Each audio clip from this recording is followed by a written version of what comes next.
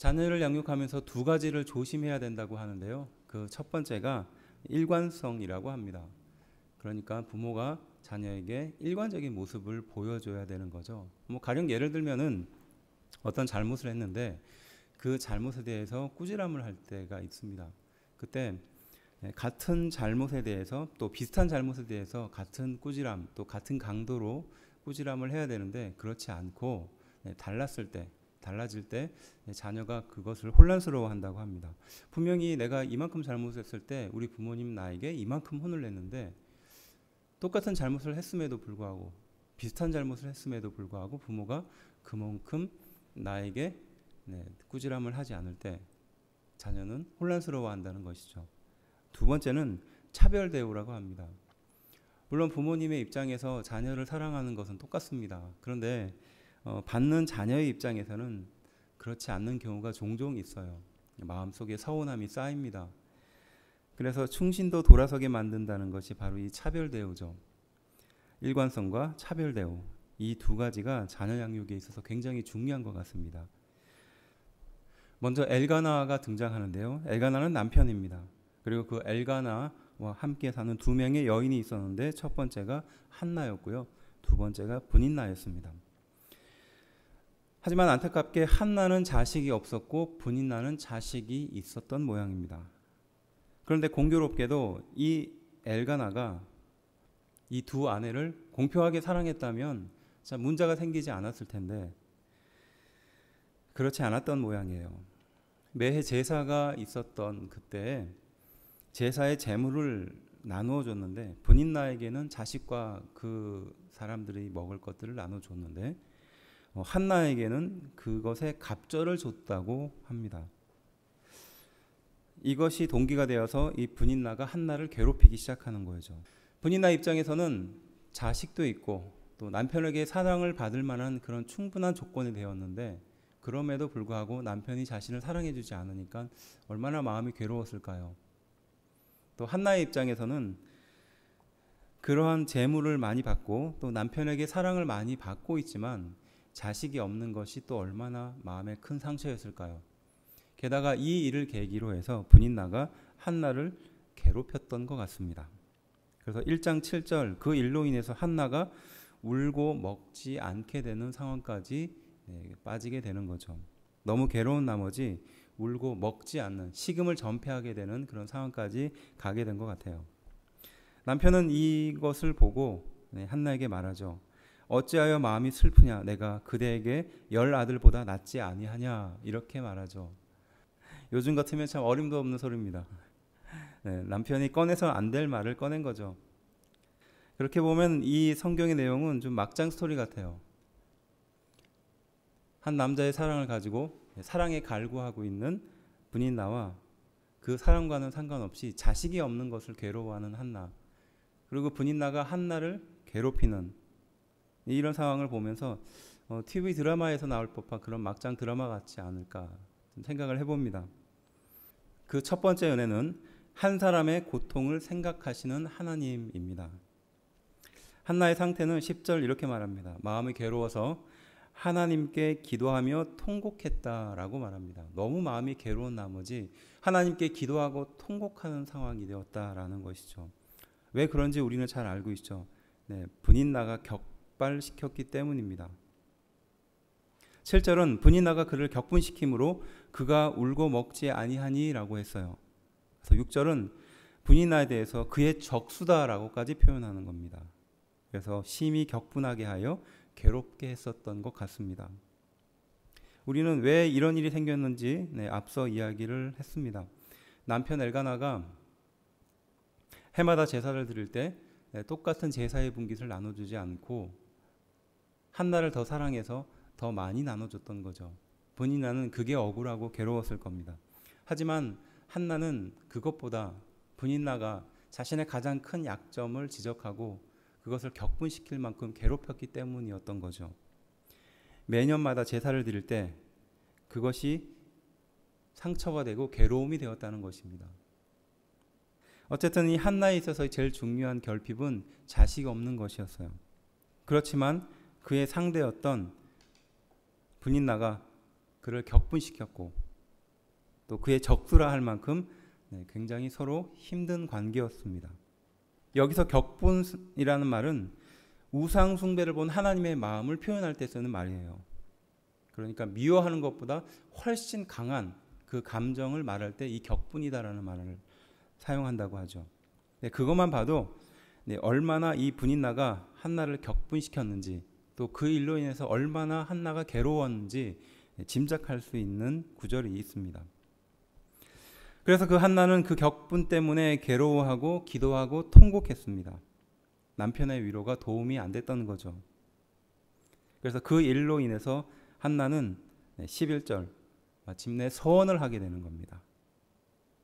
그렇게 보면요, 분인나는 한 영혼을 파괴할 만한 그런 괴롭힘, 그런 것이 있었어요. 마음속에 불공평함 이런 것들이 컸죠. 사랑을 빼앗기는 것이 동기가 되었습니다. 또 그의 반대에 있는 한나는 결국 그것이 동기가 되어서 한 영혼을 잉태하게 되는 거죠. 어쨌든 한나는 이 서약을 하게 되는데, 이 서약이 무엇이냐? 나실인의 서약이었어요. 민수기 16장에 등장하는데, 이 나실인의 서약은 당시 좀 독특한 부모의 서약이었습니다. 몇 가지 특징이 있는데, 이 나실인의 서약을 하게 되는 자녀는 구별된 삶을 살게 됩니다. 그리고 포도주와 독주를 마시지 않게 돼요. 그리고 머리를 밀지 않습니다. 그 대표적인 인물을 우리는 잘 알고 있죠. 삼손이죠. 본인의 의지와는 상관없습니다. 태어나면서부터 부모의 서원으로부터 이렇게 평생 살아가게 되는 겁니다. 하지만 이 나실인의 서약이 등장하게 되는 그 성경의 독특한 장면들은 독특한 배경을 바탕으로 세워지게 됩니다. 언제냐? 이스라엘 백성들이 하나님을 떠나고 하나님께 범죄를 저지르게 될 때예요. 그래서 바로 그러한 범죄에 살고 있는 이스라엘 백성들을 일깨우기 위한 도구가 되는 것이죠. 그러니까 반대로 말하면 지금 나실인의 서약을 하거나 혹은 사사가 등장하거나 어떤 특별한 인물이 등장할 때는 이스라엘 백성이 굉장히 큰 타락의 상황에 있다는 것을 알 수 있는 겁니다. 얼마나 타락했으면 사사가 등장했겠느냐, 이런 말이 되는 거죠. 대개 타락의 이유는 먹고 사는 문제와 밀접했습니다. 먹고 사는 문제 무엇일까요? 추수에 곡식을 거둬들이거나 장사를 하게 되는 그러한 것들입니다. 당시 아세라 신은 풍요의 신이고 결실의 신이었어요. 당장 먹고 사는 문제에 있어서 문제가 발생하니까 이스라엘 백성들은 하나님을 버리고 우상 숭배를 했던 거죠. 그것이 반복되니까 하나님은 그러한 이스라엘 백성을 일깨우기 위해서 바로 이런 사사나 나실인을 등장시켰던 것 같습니다. 어쨌든 19절에 그 일로 인해서 하나님은 한나에게 응답하게 됩니다. 19절에 한나의 그 서원 기도를 하나님께서는 들으시고 응답하게 되는데요. 그들이 아침에 일찍이 일어나 여호와 앞에 경배하고 돌아가 라마의 자기 집에 이르니라. 엘가나가 그의 아내 한나와 동침하매 여호와께서 그를 생각하신지라. 여호와께서 그를 생각했다라고 말하죠. 하나님이 생각했다는 것은 어떤 일을 마음에 항상 담아두었다라는 거죠. 이 비슷한 말이 창세기 8장 1절에 등장하는데요. 하나님이 노아와 방주들의 들짐승과 가축을 기억했다라고 말할 때 이 같은 기억이라는 말이 사용되거든요.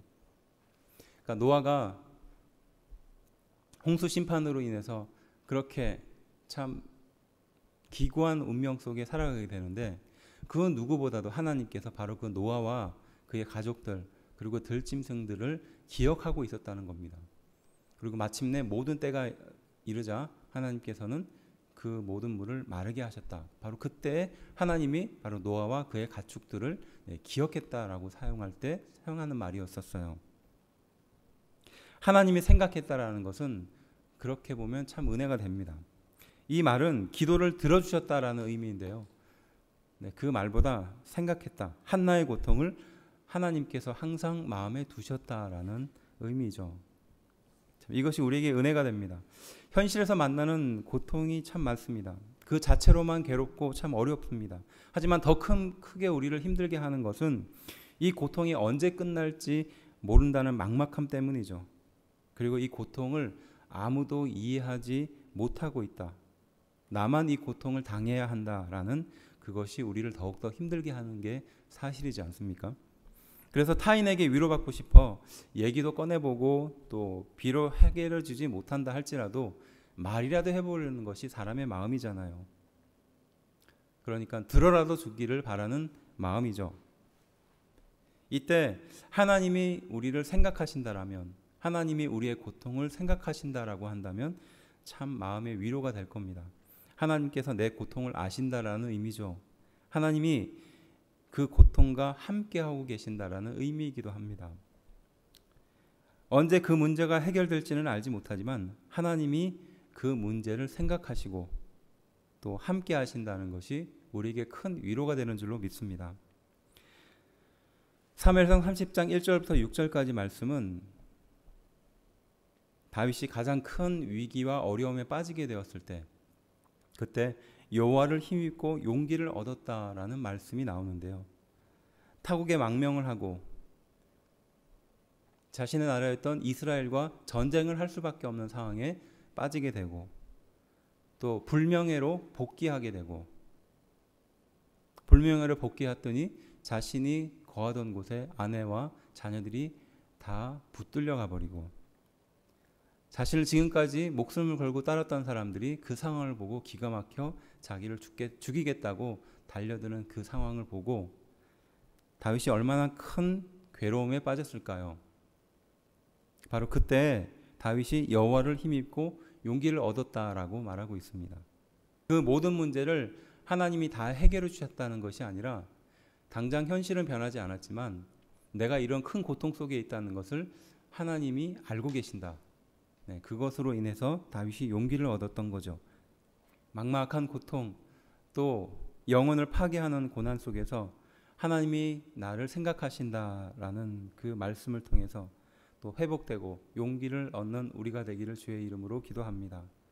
그리스도인의 감사는 기도 제목이 이루어져서 하는 감사라기보다는 내 문제를 하나님이 잘 알고 계시고 또 생각하시고 결국 이 모든 것을 해결해 주실 것을 믿는 믿음으로부터 시작되는 줄로 믿습니다.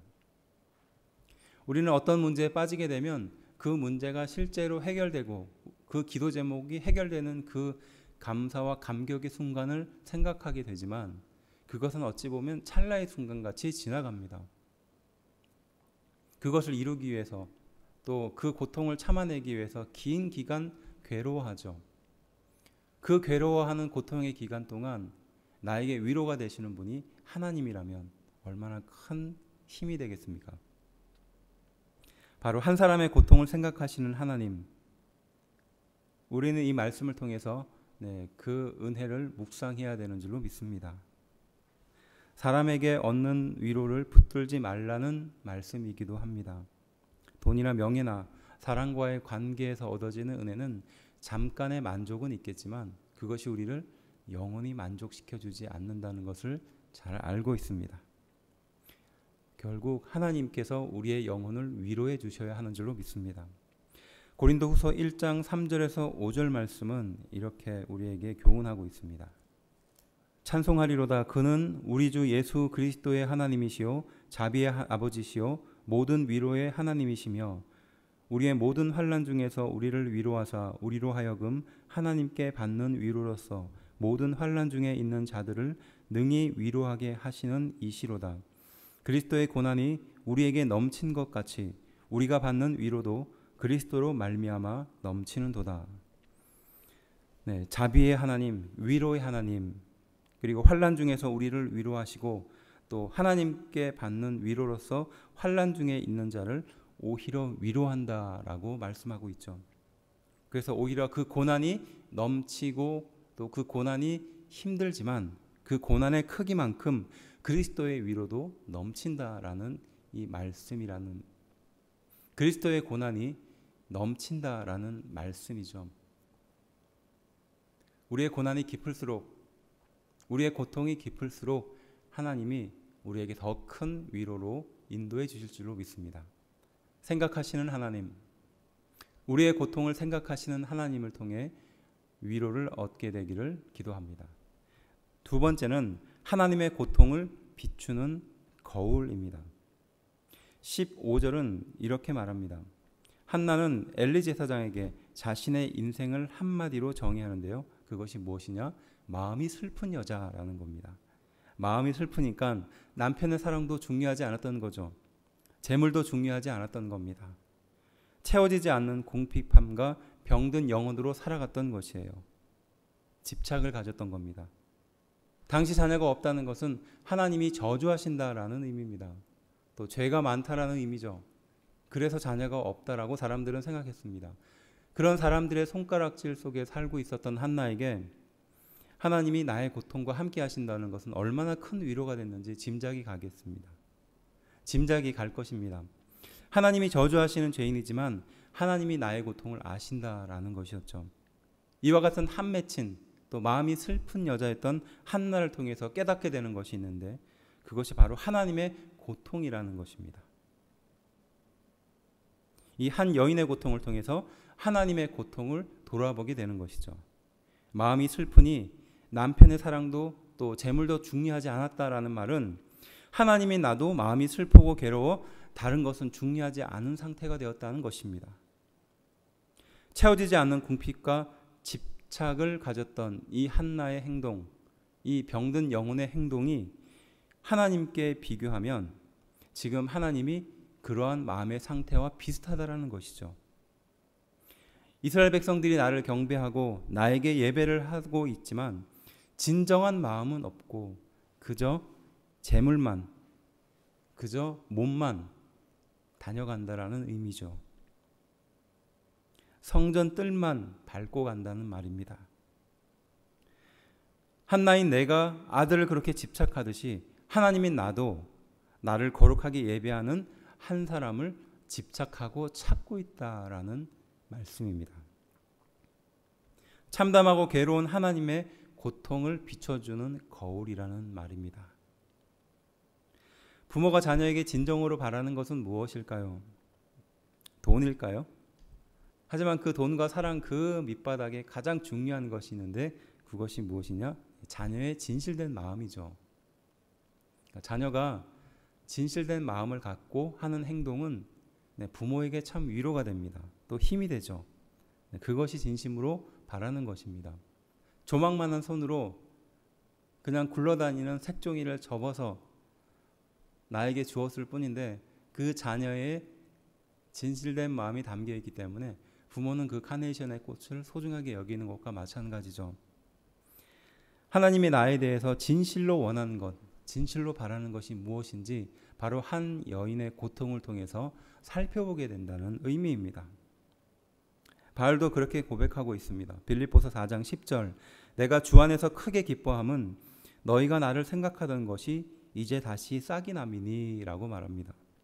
자신이 받은 선물보다 그 어떠한 후원보다 그 후원과 선물 속에 깃들어져 있는 사랑을 내가 보고 크게 기뻐하고 있다라고 바울이 고백하고 있죠.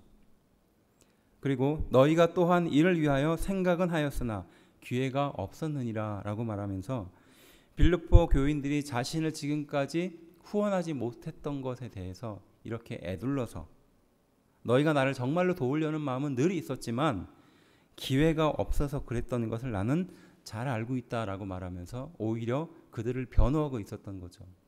그러니까 바울이 빌립보 교인들이 자신을 사랑했던 그 마음을 확인하고 내가 정말로 크게 기뻐하면서 너희가 나를 생각하던 것이 이제 다시 싹이 나고 있구나. 그리고 그것이 나에게 큰 기쁨이다. 이렇게 고백하는 것과 마찬가지죠. 내 고통을 잘 알고 계시는 그 하나님께서 나와 함께 하시고 나는 그 고통을 통해서 하나님의 고통을 발견할 수 있는 것. 바로 그것이 우리에게 큰 은혜가 될 줄로 믿습니다. 세 번째는요. 절망 끝에 새로운 시작을 준비하시는 하나님입니다. 사무엘서의 시작은 두 명의 선지자의 가문을 보여주면서 시작하죠. 마치 다윗과 사울처럼 두 명의 선지자를 동시에 비교하면서 시작합니다. 한 인생이 저물고 새로운 한 인생이 등장합니다. 엘리 제사장과 사무엘 선지자가 바로 그 두 명의 인물이었어요. 엘리 제사장은 어떤 사람이었느냐? 40년간 위대하고 거룩했던 엘리 제사장이었습니다. 한 여자의 기도를 통해서 사무엘 선지자가 나게 되죠. 명망 있던 거룩한 가문 출신이었던 엘리 제사장, 그리고 그의 두 아들 홈니와 비느하스. 이 홈니와 비느하스는 참으로 하나님께 큰 가증한 죄들을 저지르게 되는데요. 회막 시중을 드는 여자를 농락하고 또 경쟁적으로 죄를 저지릅니다. 또 재물을 가볍게 여깁니다. 하나님께 드리는 제사의 재물을 가볍게 여깁니다. 또 전쟁에 참여해서는 싸우기보다는 뒤에서 소리만 치고 맙니다. 결국 그 전쟁을 통해서 4,000명이 희생되고 또 두 번째 전쟁을 통해서는 3만 명이 희생되게 됩니다. 결국 마지막 전쟁에서는 하나님의 거룩한 법궤가 빼앗겨 버리게 되는 그런 큰 치욕을 겪게 되죠. 그에 비해서 사무엘은 출신이 불분명한 가문이었습니다. 1장 1절에 여로함의 아들이었고 엘리후의 손자였고 도후의 증손이었다, 이렇게 말하고 있지만 사실 이들은 레위인들이었습니다. 레위인은 자신의 땅을 갖지 못해서 전국에 걸쳐서 흩어져 살았던 사람들이었어요. 그래서 특별히 이 사람은 에브라임 산지에 흘러들었던 그 가문 중에 한 명이었습니다. 그러니까 사람들의 이름에, 사람들의 기억에 별로 알려지지 않았던 그런 가문이었던 거죠. 정상적인 축복으로 생긴 자녀도 아니고 한마는 한나라는 한 여인의 기도를 통해서 생겨난 자식이었다는 것입니다. 그런데 2장 25절에 먼저 명망 있던 가문 출신이었던 홈니와 비느하스에 대해서 이렇게 말합니다. 그들이 자기의 아버지의 말을 듣지 아니하였으니 이는 여호와께서 그들을 죽이기로 뜻하셨음이더라. 그러니까 홈니와 비느하스의 죄를 보고 더 이상 하나님은 방관할 수 없었다라는 것이죠. 근데 그에 비해서 바로 26절은 아이 사무엘이 점점 자라매 여호와와 사람들에게 은총을 더욱 받더라라고 말했던 거죠. 타락한 가문, 명망 있던 가문, 바로 엘리 제사장의 가문과 바로 이 명망 없었던, 어찌 보면 이름도 없었던 한 레위인의 가문을 비교하면서 한 가문은 하나님께서 그 가문을 저주하는 것, 또 한 가문은 바로 그 하나님의 축복이 함께하는 것, 이것을 같이 비교하면서 사무엘서는 시작하는 것이죠. 결과는 엘리는 목이 부러지고 두 아들은 전쟁에서 전사하게 됩니다. 그리고 며느리는 아이를 낳다가 죽게 되죠.